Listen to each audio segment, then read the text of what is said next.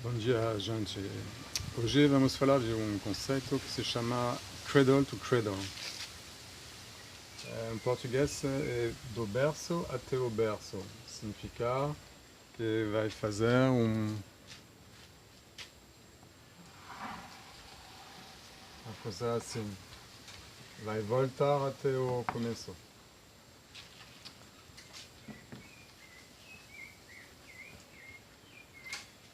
Cradle to Cradle é um conceito que tem sua origem na visão da natureza, como a natureza funciona. A natureza não tem lixo, tudo vai da terra, faz ciclos e volta à terra. Então vamos ver como esse conceito pode ser utilizado na indústria, no mundo industrial e no mundo da gente. O sistema actual é um sistema linear. O que fazemos? Fazemos extração.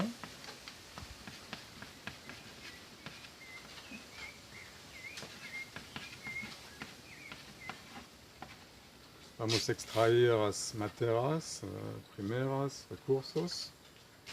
Vamos produzir. Vamos consumir. A gente vai comprar, utilizar. E vai no lixo. Esse é um paradigma linear, que utiliza os recursos da planeta para produzir, consumir e voltar à planeta sem cuidar realmente da gestão desse lixo. E o que estamos tentando de fazer? Agora, o que estamos tentando de fazer? A gente tenta de pegar esse lixo e de reintroduzir aqui na produção. Mas o problema é que o lixo aqui, os produtos que são lá, a concepção desses produtos não foi feita para a reciclagem. Então o custo dessa etapa é muito mais alto que de comprar nova matéria-prima. Então isso é um paradigma linear que você não pode completar e fazer ciclo com esse paradigma. As empresas têm um problema que não vale a pena de tentar de reciclar. Só em muito raros casos pode se fazer.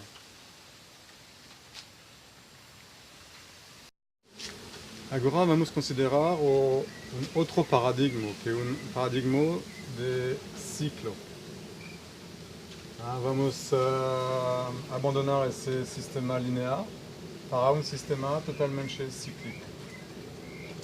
E para fazer isso, então tem as diferentes etapas lá. Quais são as etapas?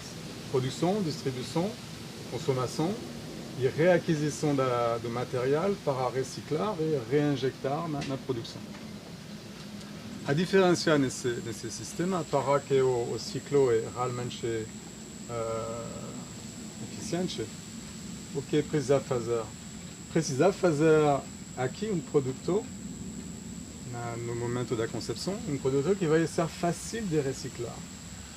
Vamos utilizar plástico que se recicla, vamos utilizar, por exemplo, nos carros.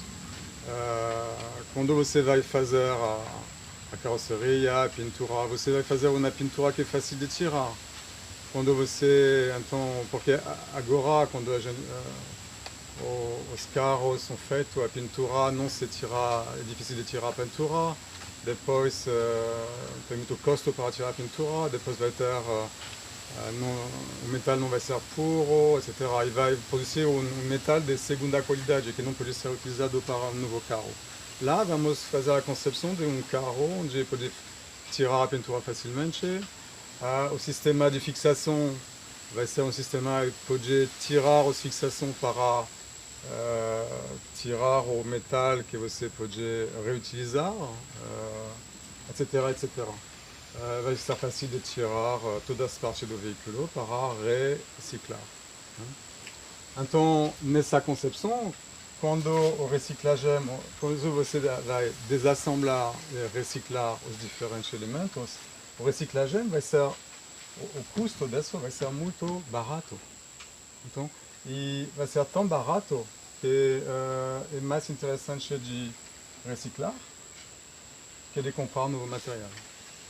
Então, nessa solução, você vai ser independente dos fornecedores de material, porque já 90, idealmente 100% do material vai ser material de reciclagem. E então a ideia é de fazer um design do produto que vai permitir de fazer reciclagem. Então vai ser um design não somente para ter todas as funções que o cliente quer utilizar, mas também um design que vai pensar o produto de uma maneira que quando o produto volta é fácil de reciclar. E se é fácil de desassemblar, reciclar, o custo vai ser baixo e o custo vai ser mais barato que o custo de comprar material novas. Agora vamos considerar mais os efeitos desse modelo. Vamos utilizar o exemplo de uma geladeira. Então você vai fazer uma geladeira com plástico, um motor, gás, etc. Na concepção que você pode reciclar tudo. Significa que o motor, as partes do motor você pode reutilizar, ou você pode tem diferentes partes do motor que você pode desmontar, etc., reciclar e reutilizar. Plástico também vai ser um plástico que você pode reciclar, etc., etc. As diferentes partes de plástico vão ser diferentes plásticos que você pode reciclar, cada um. No final, quando você vai vender essa geladeira lá no cliente, você vai vender uma geladeira e você vai propor ao cliente de pegar de volta a geladeira uma vez que ele não quer mais essa geladeira. Na primeira fase da consumação, o cliente adora a sua geladeira, mas quando a geladeira é um pouco velha, quando ele vê que tem um novo modelo, etc., ele vai ser muito feliz de saber que tem uma outra geladeira melhor e que se você dá um desconto de 20, 30% para fazer requisição desse material para dar uma outra geladeira, ele vai, ok, vamos trocar e vou ter a geladeira que é melhor, maior, etc., funciona melhor, etc., mais funcionalidade. Então, no final, o que você faz? Você não vai vender uma geladeira, você vai vender um serviço de gelo. Então, você vai transformar o ciclo de produção e de produção de produtos, de matéria, em um ciclo com dematerialização, onde você vai vender um serviço. E o que passa quando você vende um serviço? É o sonho das empresas, porque você vai vender um serviço e você pode adicionar outros serviços. Por exemplo, o cliente ou no restaurante, ele não pode aceitar de ter um problema de geladeira mais que 6 horas, por causa dos produtos que vão se damajar, etc. Então você vai vender um serviço premium adicional que consiste em uma manutenção, um serviço de continuidade de serviço sobre 6 horas. Se a geladeira tem problema, você vai propor de trocar a geladeira em 6 horas máximo. Então você começa a vender serviços adicionais. Amanhã vai ser um serviço, por exemplo, com a internet, a geladeira é conectada ao network, ao rede, e se tem problema de geladeira, automaticamente a empresa vai receber uma alerta e vai consertar sua geladeira, vai fazer prevenção, etc. Então, a empresa vai começar a desenvolver um portfólio de serviços. É muito interessante para a empresa, porque se chama serviços adicionais. Você vai vender mais ao mesmo cliente. Agora vamos considerar as etapas do ciclo. Quando você faz distribuição, você vai ter contato com o cliente. Pode ser através de distribuidor, mas vai ter contato. Okay?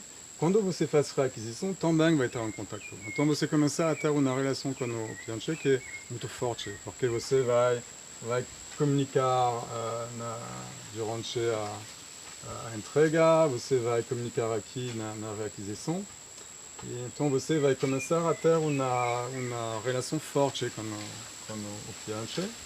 E também na questão do marketing, da comunicação, você vai comunicar sobre a ética da ecologia, de salvar a planeta, que a empresa não é uma empresa que faz como todo mundo, mas que cuida do ambiente, que cuida da pessoa, que cuida que a pessoa vai ter um ambiente melhor, sem lixo, sem poluição.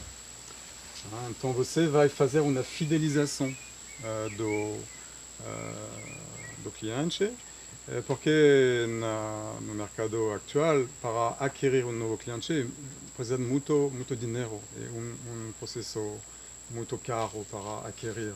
Se você faz fidelização, é sonho de novo das empresas, é guardar o cliente. Então você vai realmente criar relações com o cliente que são muito fortes. Em relação com a ecologia, com o ambiente, a reutilização, reciclagem, etc., tem dois fatores. O primeiro fator é que você vai reutilizar a material, então você não vai extrair mais, utilizar muita energia para extrair recursos, para criar plástico, etc., criar metal, etc. Você vai reutilizar. Então é o primeiro vantagem desse sistema. O segundo vantagem é que você vai desenvolver ciclos que são mais locais. Por quê? Porque uma vez que o cliente está a 50 km de você, ou 100 km, quando você faz a aquisição, vai voltar a onde você faz a produção, perto, e você vai ser sistema, um ciclo local. Então você vai reduzir as despesas de transporte que vêm da China, que vêm de onde, para ficar local. Esse sistema, você vê que tem etapas que são bem particulares, esse paradigma. Tem a noção de reaquisição, a noção de reciclagem, que agora é feito de uma maneira completa. Então, quando estava falando de design, vai ser design do produto para accomplir esse ciclo. Então, o produto vai precisar de ser pensado de uma maneira que é fácil de desassemblar, de reciclar, etc. E também você vai refazer o design de cada etapa do ciclo. A maneira de fazer a distribuição vai ser uma distribuição com marketing de fidelização, mais perto do cliente. A reaquisição é uma nova etapa. Você vai pode ter subcontractores que vão fazer a reaquisição, pode ser você, etc. O reciclagem, você vai ter que modificar as ferramentas de produção para incluir o reciclagem.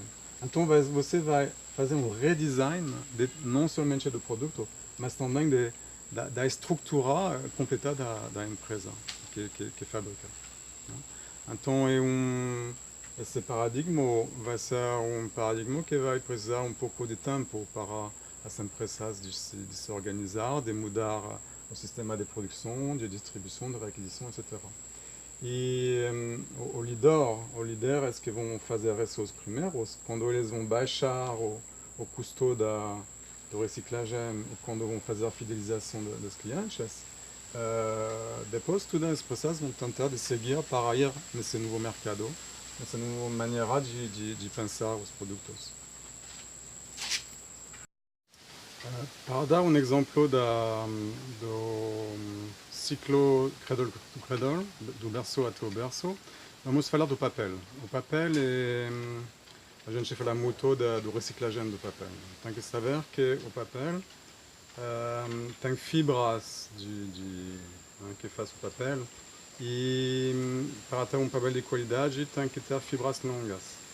Então, quando você vai fazer reciclagem, você vai reduzir as fibras. Até o momento, você não pode reciclar mais, porque não vai ter coesão. E o papel, quando você faz reciclagem, geralmente um papel marrom, um papel um papelão, esse tipo de papel.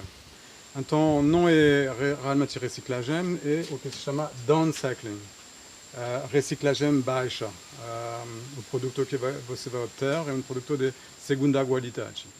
Então, esse é o primeiro problema do papel. O segundo problema é que quando você vai fazer a operação de branquear, de dar de novo a cor branca, você vai utilizar muito produtos químicos e você vai poluir mais. O impacto no ambiente vai ser igual ao que se você utilizar madeira para fazer papel. Então, quando a gente fala de reciclagem do papel, pode ser um processamento muito ruim para a natureza. Então, como vamos resolver esses problemas? Numa visão cradle to cradle, do berço até o berço. A resolução desses dois problemas do reciclagem do papel foi resolvida para uma empresa que fez o sistema seguinte. Ele fez serviço a uma empresa de não vender papel, mas de vender serviço de impressão. O que ele fez, ele colocou as impressoras, coloquei papel e coloquei a tinta para imprimir sobre o papel. Primeiro foi uma tinta de qualidade que é fácil de tirar a tinta, com um custo baixo. Então, a operação de tirar a tinta para obter de novo papel branco é fácil e não custa muito, porque a concepção da tinta é feita de uma maneira que vai ser fácil de fazer esse processamento. Para resolver o problema das fibras, que vão ser menores e menores como diferentes etapas de reciclagem, que ele fez? Ele tem uma boa ideia de fazer essa reciclagem 2, 3 vezes, e no final, quando não é mais possível de fazer a reciclagem porque o papel obtido é de má qualidade, o que ele fez? Vão utilizar esse papel como uma biomassa para obter energia para utilizar na unidade de produção de reciclagem. Então, dessa maneira, eles vão fazer um ciclo onde eles não vão perder nada. Vão reduzir o impacto de reciclagem, porque a tinta vai ser fácil de tirar. E eles vão manejar todo o ciclo, porque eles têm que controlar que tipo de tinta utilizar. Vão saber quanto tempo o papel é reciclado para saber quando é necessário de utilizar o papel como biomassa e não tentar de reciclar. E vão vender um serviço na empresa e de cada vez eles vão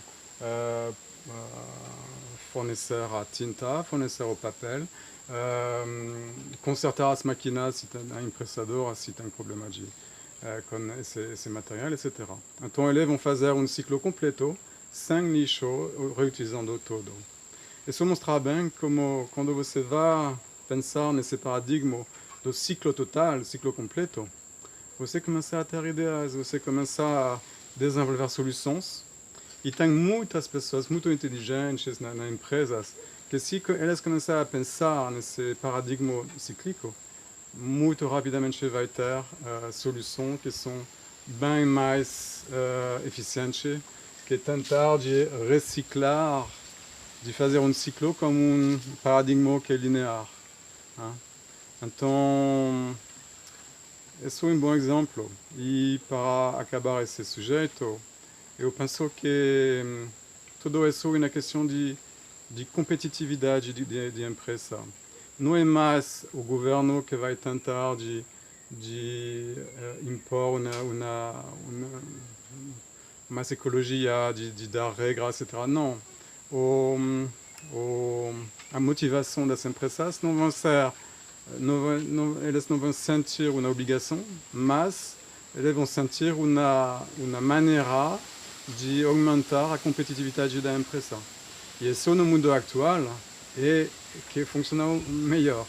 Se as empresas começam a entrar nessa maneira de pensar e desse tipo de produção, muito rapidamente o mundo industrial vai mudar e o que eles ficam atrás não pode ficar muito atrás. Tem que investir muito nesse novo sistema e penso que vai ser a revolução de amanhã na indústria e como o sistema de produção mundial pode evoluir muito rapidamente.